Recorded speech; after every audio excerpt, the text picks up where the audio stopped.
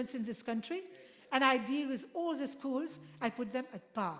Now, one thing, when I say that there has been unethical, I'm saying that ICAC has mentioned that we have to ensure that funds are being used in an ethical manner. Now, when a school having 285 boys has already a football pitch, comes and says that I want to invest on a second football pitch. Do I agree?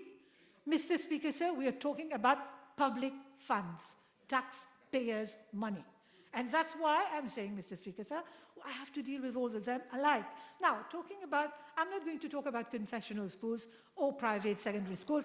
None of these, look, any profit-making school investing in its school can manage its schools on its own. But when public funds are concerned, it is my duty to ensure that it is being used properly. If I don't do that, the Honourable Leader of the Opposition can come and ask me a question. Why am I allowing schools to use public funds unethically? Now, I'm not here to pinpoint on any one school, but I would like to say that certain schools ask funds to put a lift in the school.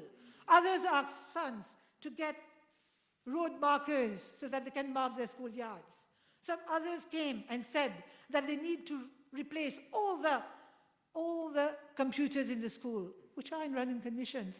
Now, my question is, are you asking me to take public funds, to dish out public funds without having any control? I'm going to table, Mr. Speaker, sir, not only the circular letter of the circular, la presse communiquée de SEDEC, but I will also table the circular letter of the PSEA, because to me, there's nothing wrong in that circular letter. We are just asking them to come forward. We have already given you the funds. Come forward, show me your receipts, and I can give you funds for the next quarter.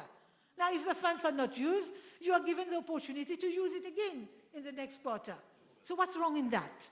And what action am I supposed to take in such a situation when